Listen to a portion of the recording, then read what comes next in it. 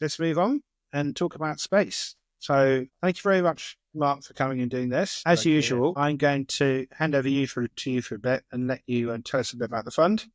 And then we'll have some questions from the viewers. So over to you. Great. Thank you, James. Right. Well, that last discussion about renewables is actually a good segue into what we're talking about here for space. So an interesting year behind us last year. I'm proud to say that Seraphim Space Investment Trust was ranked number 3 out of 371 for its performance in the 12-month ending 1st of December. We were up 58% year on year. And we had some really interesting performance in the portfolio. We had, in relation to our listed portfolio, we got 4 stocks that are listed, and we had 2 of the top 10 global performance in space tech companies. ST was second globally, increasing 384% in the last 12 months. Global was 6 of the top 10, up 75%. And then our private portfolio had 2 of the top 10 companies globally that raised the most amount of equity capital. Deorbit in 5th place, raising $166 million. And ISI in 7th place, raising $158 million. Huge amount of activity has been going on in the space sector last year. The poster child of the sector, SpaceX, its own valuation served to an incredible $350 billion. The main piece of news, of course, that really is impacting everything is about the new president in the US. And this is especially relevant for the space sector because in his first term, Trump was really very focused on space. He was actually the president that led Artemis Accords. So this is the focus on taking man and woman back to the moon. So he initiated that, and that has now got tens of countries signed up working with the US on that goal. He was also the president that brought in the Space Force. So he initiated that. That's now being copied here in the UK and around the world as this domain really, really comes into focus. So all of this activity that's going on and the stats that you can see there on the screen, I think are not representative of the fact that we're currently sat on a 46% discount to our NAV, which we believe is something that will be addressed during the course of this year as this gets recognized by the market. So if you can just turn to the next slide. What I wanted to do today really was just dig a little bit more into the broader Seraphim organization so you can really help understand how we're best positioned to be able to continue to identify and invest and support the best businesses globally in the space market. Just starting off here with our global deal flow, we get to see an incredible 150 to 200 space investment opportunities every single month. And we've qualified that that's more than 75% of all of the space deals globally. And that puts us in a unique informational position to really understand what is going on with all of these companies, because these companies are private companies. This information is uniquely available to us, and we use that to make our investment decisions. The Seraphim Group has 3 parts to it. An accelerator program, which is the largest space accelerator in the world, just about to start its 15th cohort. We have a private venture fund element that invests in the earlier stage, higher risk parts of the space market globally. And then we then have the growth fund and the Seraphim Space Investment Trust that invests in B stage and later. So this is part of the reason why we receive so many deals from around the world, is that we've got something to offer entrepreneurs and management teams raising money at every single stage. Next slide, please. So again, for those that are new to the space market, I just wanted to provide some more background just to help you understand why this is an area that you should be interested in. From your own experiences with GPS, the blue dot in your mobile phone, this has become a hidden linchpin of our everyday lives. It's a utility that's now used by every single company in every single sector, driving tens of billions of enterprise value every year, and all of the technologies that are going to bring similar capabilities, but to a much broader group. This is all driven by SpaceX and their incredible Falcon 9, which has really revolutionized the industry. To put that into perspective now, there was a launch last year every 34 hours. So it's not just about low cost, it's also just about access to space. And what that's leading to are constellations of much larger satellites. And this is really where we're very much focused on. These large constellations of hundreds or even thousands of satellites are now creating a digital infrastructure around the Earth that is providing new forms of communication, new forms of capability that we believe is going to drive trillions of dollars of value. But the point is that we're only at the beginning of this process. 18,000 satellites is the total amount of satellites ever launched in the history of space, and yet half of those were just in the last 4 years. So what we're seeing now is exponential growth in the number of satellites that are being launched, and this adds to this capability that we consider to be akin to the advent of a new internet. We believe it's got that kind of impact. If we could just move on to the next slide. And briefly, this is how we think about how the evolving opportunity in the space market is focused on for our investment activity. Our main focus is around today, Space 2.0, this digital infrastructure. We like to invest into vertically integrated satellite constellations, particularly those that develop their own satellite, build their own satellite, develop their own AI and ability to be able to analyze the data and have relationships with end customers. Examples are ICEYE, our largest company, 360 Satellite View. So the majority of our portfolio actually sat in this particular area. The next area is around the growth of infrastructure in space. And this is really being developed and accelerated again by SpaceX, that have got their new rocket launch, which is called Starship, that can now take 100 tons into space in a single launch. They haven't yet set the price for this commercially, but we believe it's going to half the cost of sending a kilo into space. So this really heralds the new era of infrastructure in space. We're already investing into this, and these companies will really benefit. In fact, some of our best performing companies are in this area. So this is things like data centers in space, cell towers in space, and the environmental approach to ensuring that space doesn't get too filled with debris is another area that we've been heavily invested into that have seen significant growth in the last 12 months. And then the area of space that we don't really invest into, but most people, when they think about a space fund, consider this is the area that we probably play the most. It's about the moon as a stepping stone for Mars. It's about all of the technology developments that are required for permanent habitation. It's about space travel. It's about resource utilization in space. We don't really invest into any of this area because there really isn't an end market. Really, governments are really the only market for that area at the moment. Whereas in Space 2.0 and Space 3.0, there's $1 trillion market opportunity. Every single industry is looking to find new ways to use new data sets. And right now, we're going through a period of growth, largely driven by organizations like Deloitte and KPMG and Accenture, who are going to each of their different underlying large customers and clients, and they're saying to them, what are you doing in space? Here are the 4 or 5 data sets and new forms of communication that you can leverage to reduce costs, to increase your profitability, to provide better services to customers. And here's how you integrate them into your day-to-day operational systems so that they can add that value. So that's only been going on during the last 12 months, but it's accelerating now. And it's going to have a big impact on the types of companies that we invest into. Next slide. Here is the portfolio, and the majority of the portfolio, 75%, is made up by these top 10 companies. When we last reported, we demonstrated that these companies grew their revenues on average by 71%. This portfolio raised $900 million of equity funding in the last 12 months. 60% of the companies are now profitable, or they've raised sufficient money to reach cash flow break even. This is a group of companies that have rapidly grown and reached EBITDA positive in the last year or so. And all of the drivers are now in place to continue to accelerate that growth. Just going back to President Trump and what his position in office really means now. It's a key driver around defense. And he's calling upon all of the NATO members to increase their percentage of GDP from sub 2% to 6% is what he's looking for them to do. I don't think we're ever going to get there, but we're certainly going to get to the 2.5%, 3%.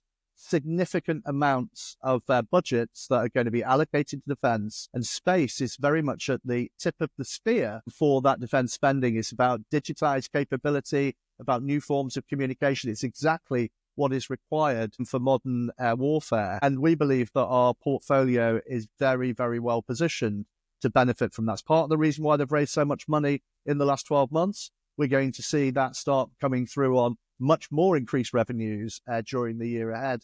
So just looking at the top 10 here, just to sort of give you an indication of how defense is really driving these businesses. The defense is the number one revenue driver for ISIDE, Deorbit, Allspace, Hawkeye 360, Eolabs, Satellite View, Astroscale, Tomorrow.ai, and QuadSat. 9 of the top 10, their number one customer is a defense customer.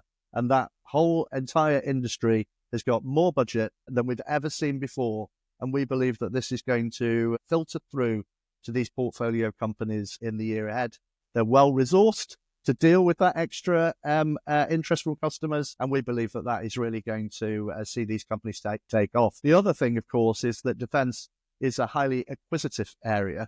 And we believe it's likely that larger acquirers are going to start looking at these fast-growing companies within our portfolio, particularly those that have now become profitable, and that they will become targets for the year ahead. We've also got companies that are planning IPOs. One of our companies that's just below the top 10, Voyager, has recently announced that they are filed for an IPO. There are space stations in space. We're excited about what that might lead to, but we expect to see more in the year ahead. So my final slide here is really just to sort of wrap up. 2024 in review, the number of companies that were funded last year, 50% up on the year before. The amount of capital that has been privately invested globally into the domain, 25% up on the previous year, where we're seeing sort of the rest of the private market around venture and tech actually down. And then the geopolitical drivers are all in place for the year ahead. And we're expecting that to bring new investors into the market, investment from PE, from wealth funds. So we believe that that will enable our companies to continue to access capital and continue to thrive in the year ahead. So hopefully that'll give you a new perspective on this fund, but hopefully also give you the perspective that a 45% discount to our NAV is something that doesn't seem warranted given the description I've just provided of where the portfolio is today. Yeah, definitely all sounds quite exciting. Yes. So let's take it all back to like something more prosaic. So in terms of how you run the fund, you've got cash there on the balance sheet and no gearing. Is that a deliberate thing that you don't want to gear the portfolio? And what's the cash for? Is it to do follow-on investments or new investments? Or gearing has become more challenging because of the high interest rates. It's something that we actively monitor, but we've decided not to implement just yet. It may be something that we choose to do as interest rates start to decline. It's certainly one of the tools in our box there. In terms of the cash that we have, our portfolio, 60% now profitable, have raised sufficient capital to reach profitability, but that leaves the other 40%. So we need to be able to continue to support those companies. We're a catalytic investor. When we participate in a round, it gives confidence and conviction to the other investors. So just for that reason alone, we need to be able to continue to support the portfolio. We are still selectively adding new names. Last year, we invested in a company called Skylo that is linking your mobile phone directly to geostationary satellites. So you're going to be able to make text and calls from aeroplanes or from boats or the top of mountains during the course of this year. That company's growing very, very quickly. We've added another name to the portfolio at the end of the year that we've not yet disclosed, but I can say that it's a really exciting energy company that we believe is poised in a good position in a massive growth market. So yeah, we've just been very selective. The bar is very, very high, but we also have our listed portfolio that has performed well in the previous 12 months that we can draw upon for liquidity if we want to and need that for the portfolio for making new investments. Okay, fair enough. Thank you.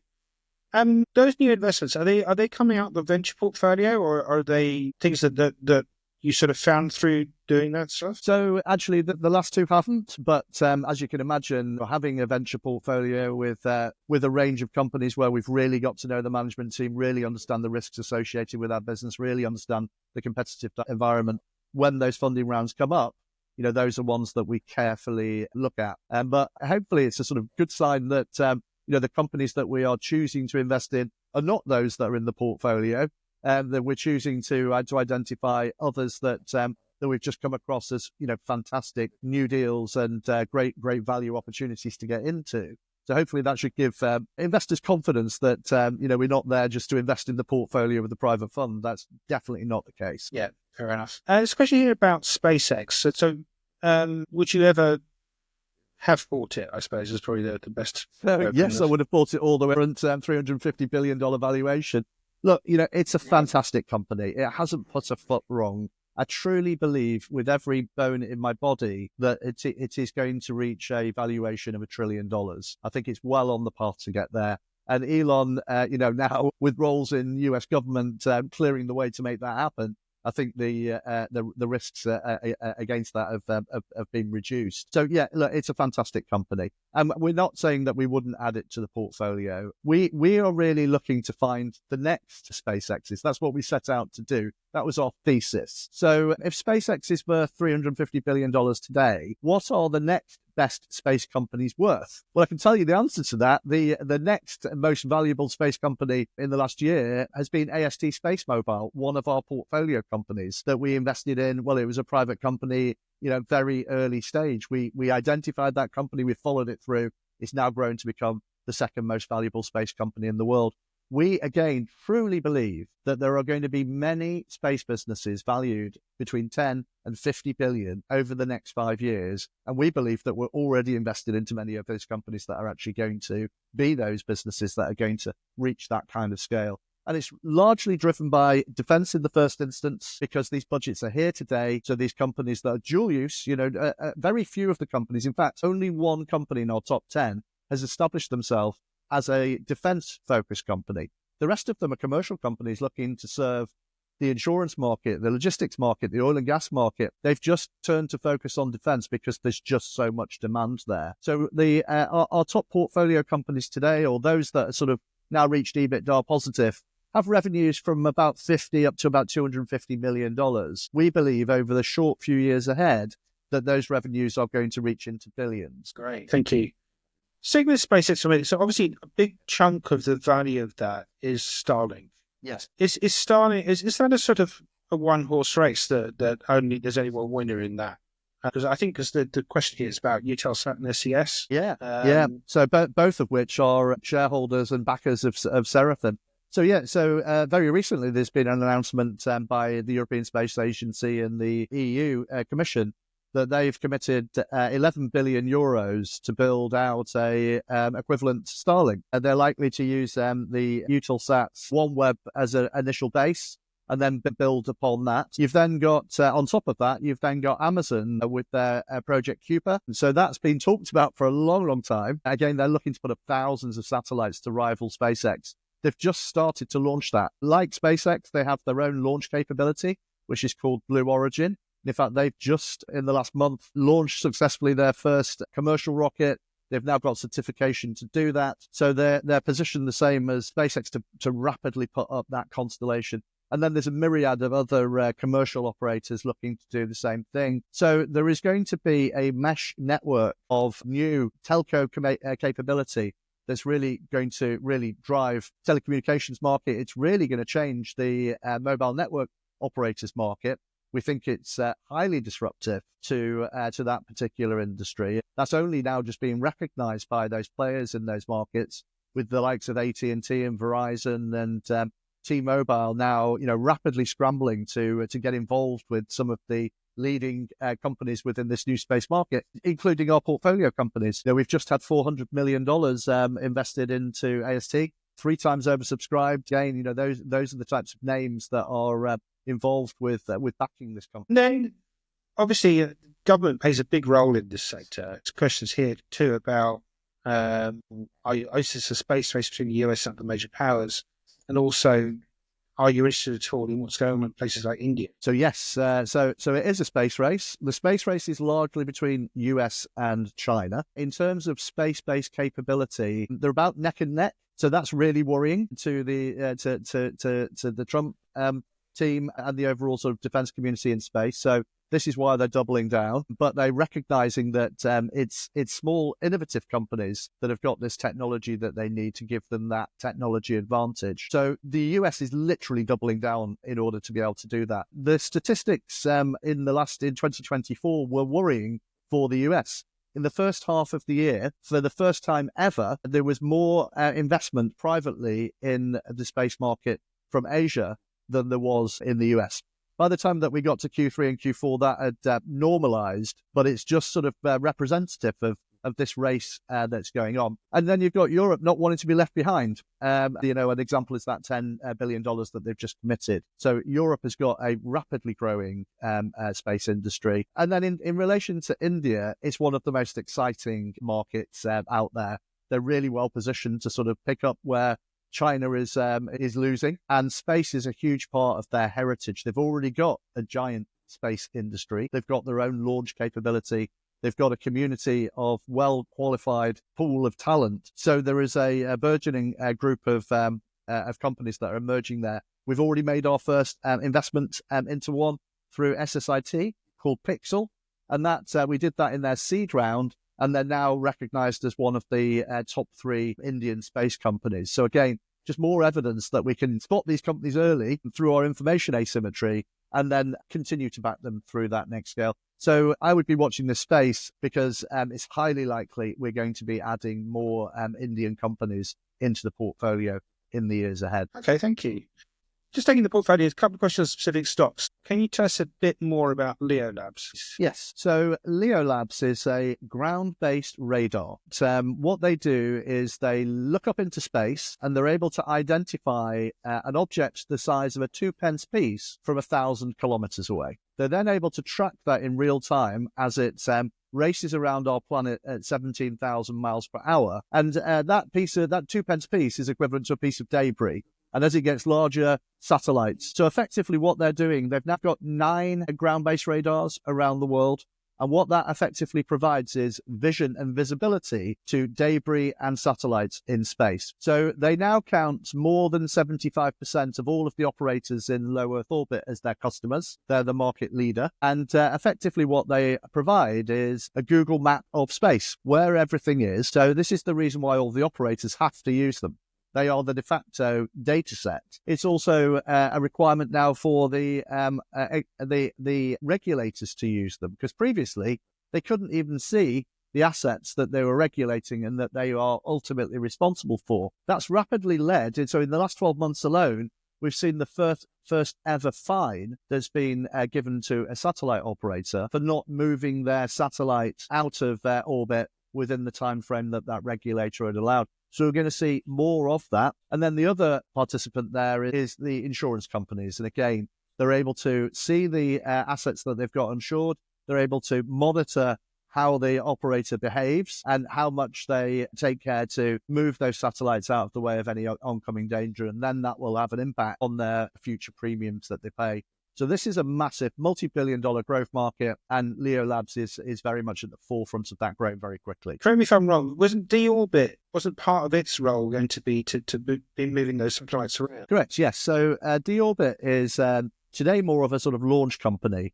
They are a rocket that goes inside a SpaceX, and they then sell space on their rocket to 10 to 12 other satellite operators. SpaceX then launches its rocket and drops all of its passengers off at the bus station. Everyone gets off at the same spot. They then start their engines of their own rocket. They then go and deliver the satellite customers to where they want to go in their particular orbital slots, and then they've got an empty vehicle. So that's when they developed the second phase of their business model. And this was the reason why we actually invested into this company, is because those empty vehicles then become white vans, AA and RAC vans, parked in space, waiting for a customer to ask them to come along and to remove a broken satellite, to tow a working satellite into position, to swap them over, and then to take that broken satellite and push it towards Earth's atmosphere, where it then burns up and doesn't create the debris that is the thing that the regulators are now trying to address. So they've got a really interesting business model and are growing very, very quickly as a consequence of this unique position they've got. Great, thank you. last one on the portfolio, QuotedData. Can you tell us a bit about that, please? Yeah, so this is another unique business. They use drones to emulate the activity of a satellite for testing ground-based antennas. So let me give you an example of why this is sort of important. So on top of any ship, there's these large domes. Each of ships have at least two, often more, and within those domes there is a satellite dish that moves to face towards the satellites. And what ships actually do in order to test that these are working properly is that they go into open water and they then move the ship in different directions to make sure that this is calibrated and working correctly with the satellites. What QuotedData do is they effectively use drones to emulate the satellites so that you don't need to move the actual vehicle in order to be able to do that. So that effectively reduces the cost, speeds up the time, and means that you can have your antennas better calibrated at all times. So that's the largest aspect, but it's also used for fields of satellite dishes to make sure that they're calibrated. So again, this is a multi-billion-dollar service industry that's currently done manually, and effectively what QuotedData have done is that they've automated that process. They've reduced the cost by an order of magnitude, and then they've automated the process. So they're going after that services market by providing an automated solution. They've got many big customers in this market now. In fact, virtually all of the big players are signed up as customers. They're now then going through that period where that is then started to be reflected through in revenues. Brilliant, thank you. And then in terms of sort of the big picture of why you want to buy the trust, is the argument that these things at some point will be IPO'd and then you'll crystallise the gains that way, or is this a long-term investment in the future of these companies? Yeah, so this is a long-term investment in the future of these companies. They are going to IPO. We've got 4 companies that are planning to IPO at the moment. They will get bought, but they are going to grow. So take ISI as a good example. A couple of $100 million in revenues at the moment, and it's largely because they're focused on a single customer, which is defence. We expect those revenues to grow very quickly just through that customer, and that customer is like the DoD, UK, and other defence organisations around the world. But the real big opportunity here is about using their data in commercial markets. Where GPS is the blue dot in your mobile phone, these guys are effectively the green dot in your mobile phone. Hundreds of pieces of information about that green dot in close to real time. So that is ultimately going to be used by every industry you can think of over a period of time. Their sales teams currently, because of the huge demand from defence, are not set up to focus on those markets at the moment, and in due course that they will do. So, I made the point earlier that the revenues here, and this company's now profitable, but the revenues are going to grow from hundreds of millions to billions. The enterprise value will grow from, billion into tens of billions. And this is just a great example, really, and reflective of the rest of the portfolio of what we expect to see over time. And that really is from the digital infrastructure businesses that we've invested into. Then we've also got the infrastructure businesses that we're invested into. And again, we see them becoming really important parts of the infrastructure that runs society. Remote cell towers, data centers, these are huge markets that they're entering into. The other big one that we haven't talked about today, although I briefly referenced through the IPO of Voyager, one of the big markets that we believe is going to be a driver for growth in the years ahead is around manufacturing of drugs in the zero gravity environment of space. Every protein, every molecule behaves differently in that environment. We're now just gearing up to manufacturing of drugs in that environment, and we believe that there's going to lead to lots of cures that have never been obtained before, but they'll be manufactured in that environment. The companies already exist. We've already invested into them. And now they're just starting the early stages of building that out. So what this portfolio represents is the sort of here and now of space and the next phase of space, which will give us a 10 or 20 year growth. We haven't yet started playing with stuff that relates to the moon and Mars and space travel and all of those things, because there's just so much going on the space to Earth market that we just don't need to at this time. So yeah, I think this is a great long-term investment. If you're thinking about putting money away for grandchildren, children, all of these sorts of things, I think the long-term growth in this fund is just baked in. And the huge discount that we sit on at the moment is preposterous, given the position of the portfolio, the position of the market our leadership globally in this domain. I mean, I'm assuming that if investors can latch on to like an obvious win, then that will help get it. Yeah, we'll see. Good. Thank you very much for all of that. And we just asked, because there's a question here, do you have stock in the trust? Yes. So all of the senior team do, I believe. Well, I think on that note, we should probably call it a day. But thank you very much for your time this morning. Nice to Really be on. interesting, and good Great. luck with it all. Thank you. Obviously, we'll get you back again soon. But we'll be back next week talking to the manager of a Shaker White Oak Emerging Markets Trust. So in the meantime, have a good weekend, and we'll see you next Friday. Thank you.